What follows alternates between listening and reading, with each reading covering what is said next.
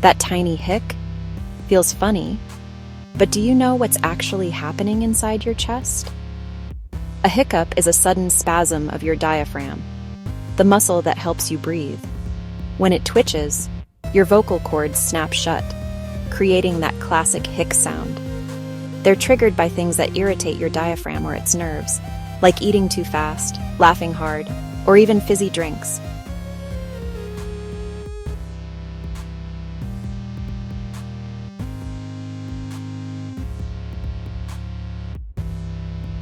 You can stop hiccups by holding your breath, sipping cold water, or swallowing sugar.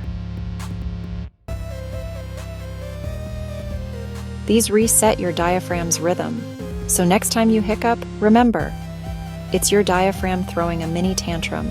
Stay curious, stay healthy. The Curious Doctor.